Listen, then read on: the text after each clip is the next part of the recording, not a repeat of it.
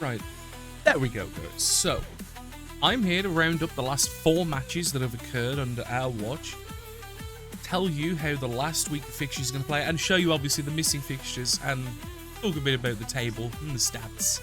See how things are looking as we get towards the end of the season for Season 5. So we'll start with the matches that were played on the round 12. We'll start with the Crimson Killers versus the Buckleberry Hot Pots. Despite what you would think with this match, being a Corn team versus a Halfling team, you would expect pretty hefty bloodbath, considering as well, leading the top of the Kaz charts is my team in the Crimson Killers, but I think there was only 2. In all these 4 fixtures that we're about to see, interestingly enough, not a single bonus point was earned, I believe. I will consult the book as we're talking, and all of them ended in a stationary 2-1. No, I correct myself. There was 3 casualties exactly, but considering, I think the Halfling teams got off pretty goddamn light, but both of the Treemen got themselves completions in the same means. So, pretty interesting. But, unfortunately, Gavin fell off short.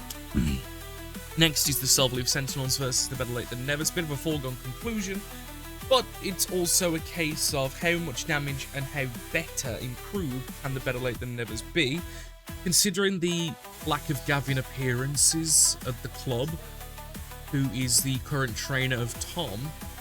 Tom's matches have slipped indefinitely, but we're hoping we can get a revitalization now that Gavin's a bit more available.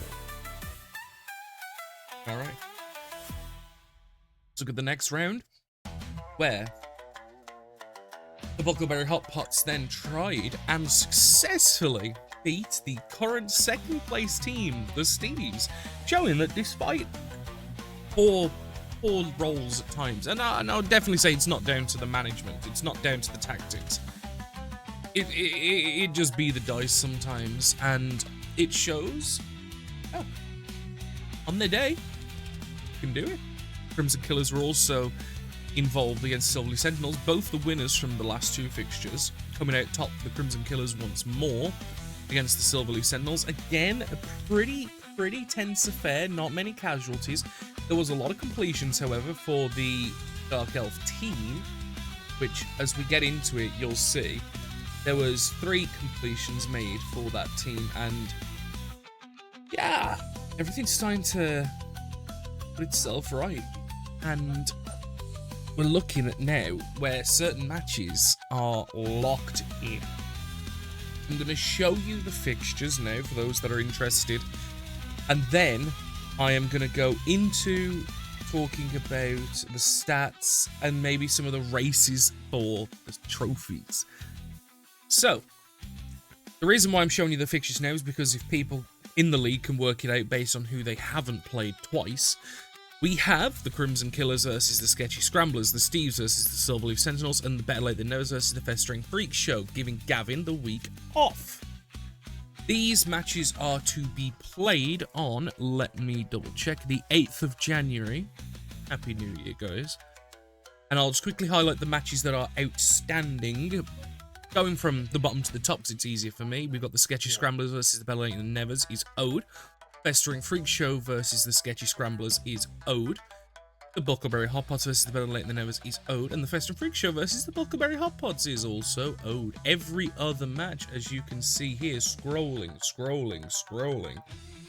is done. We are very, very close now to the end of the season. The league table as it stands, we look at in 7th place is Tom with 17 points with 1 win, 1 draw, 7 losses. It sounds bad, but honestly, taking concedes out of it from previous seasons, that is the best season he has legitimately put up himself. So, improvements have to be made.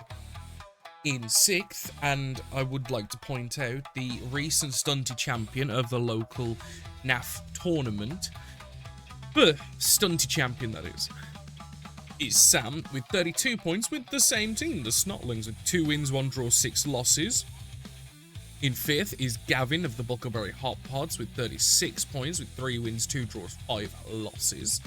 Obviously, if you guys want to look at the casualties dealt and the touchdown difference, you can. Touchdown difference is obviously touchdowns scored minus touchdowns conceded, so positive is better. In 4th place is Stuart with 44 points, with 4 wins, 1 draw, 6 losses. In 3rd is Lewis of the Fester and Freak Show, which I will point out, 2 games in hand. Massive. I'll get into that in a second. 55 league points, 6 wins, 2 draws, 1 loss. And I'll point out as well, the 1 loss that I have conceded this season is against Lewis as well. You know, just because I think that's a nice thing to point out. In 2nd place is Liam with 5 wins, 2 draws, 4 losses and 58 league points. And then in 1st is myself with 9 wins, 1 draw, 1 loss. Probably one of the better seasons I've ever put together. But as things stand, Lewis is now the only player that genuinely has a chance to thwart me. Liam has got himself top 3 locked in, I believe. Because Stuart on 44 points has only got 1 more match to play. And even if he got maximum points, he would put him on 55 points. It would not put him in past Liam.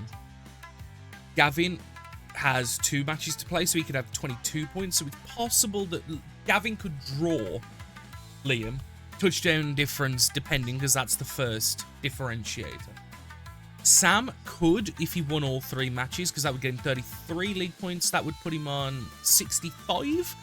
But Lewis is the real outlier here, because he's on 55 points. He's 25 points behind me, but has 3 games to play.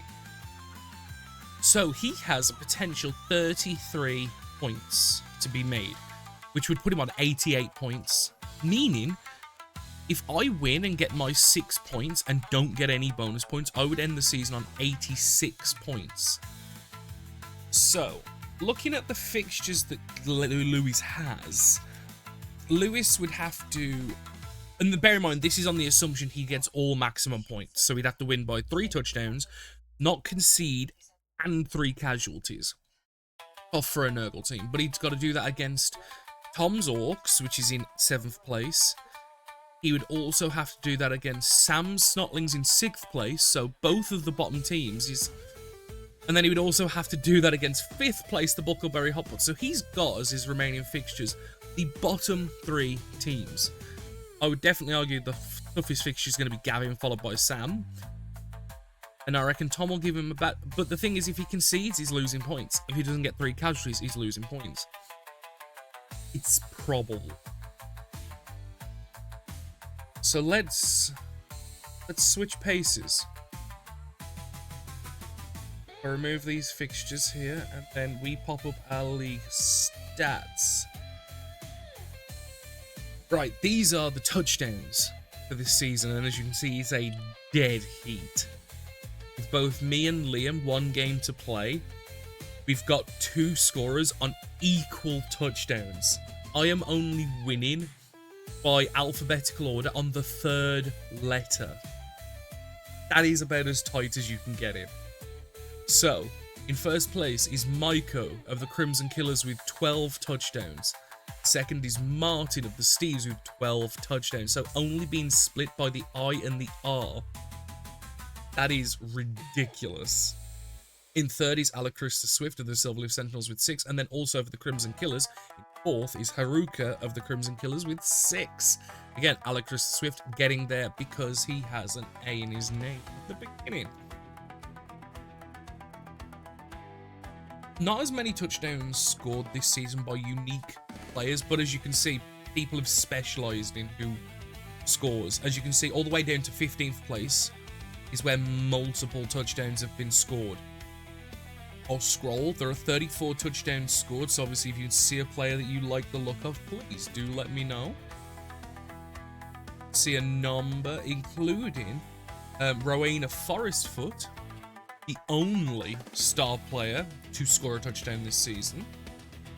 Moving on to the passes.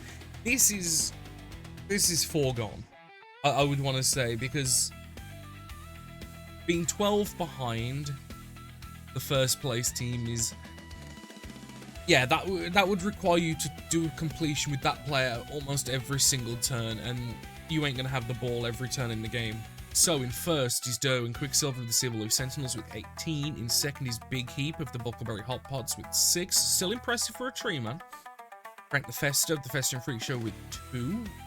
We have Gag Giant of the Sketch Scramblers with 2. And I'll allow you to look at the rest with obviously Maiko, Pint Pop, Calathor Sharpie, and Wozniak all making up 8. Only 8 completions made this season. People prioritise, but there is a couple of players that certainly specialise. Casualties. Casualties is where it goes hard, because we have 52 casualties this season, so definitely a bloodthirsty league. But again, luck's almost foregone, as Sylvia of the Crimson Killers is on the top with 14 casualties. That is my Bloodseeker. I gave her Blodge and Mighty Blow, and she has done filthy things this season. I think about the only thing I would give her that I haven't is Claws. But yeah, she's done well for me. It also bullying a lot of stunty teams. I think at one point, the first match against Sam in this season, I took him down to 2 players on the pitch, and yeah, I know she got about 5 that game. Second, Toon Tank Mark 1 of the Sketchy Scramblers, as we've just mentioned, with 7. And we have 3 with 6. Corel of the Steves, Idris the Radiant of the Silverleaf Sentinels, and Pint Pot of the Buckleberry Hot Pots. Followed by another 3 with 5. Gag Giant of the Sketchy Scramblers with 5. Creek Rustgouger, a star player, with 5, who's currently being rostered by the Steves. And in 8th is Ultura, again of My Crimson Killers, with 5. There are another 4 with 4, another 5, 6 with 3, and then a plethora of 2s and 1s. The scroll, I'll let you guys see. There's too many to obviously name, but I'll quickly scroll through so you guys can see. All the way down to 28th place is where multiple casualty dealers have been spotted. You can then also see the Giant Merc from Giant Mercs Co. That is the 2x2 Giant Inducement, which was taken by Sam's team. And we go all the way down to Wildman Murden of the Silverleaf Sentinels with 1. Whew. So yeah. Fascinating, fascinating, fascinating. I do think that Lewis can make a final charge for that league title, but it's going to be close. I do almost say, with the exception of the touchdowns and coaches and commissioner's choice, I would say most of the trophies are almost locked in by certain players. I would say at least the league title has a good chance, whereas the casualties, the completions, even the wooden spoon to a degree are gone. But this is how things go. Certain teams rise, certain teams fall. Obviously, we're getting towards the tail end of Season 5, and we'll be looking forward to Season 6, where I know for a fact we have some other coaches interested in joining, and our dear league will be expanding once more. Or if it's back to the heady heights of 12 we once heard. See you later, guys.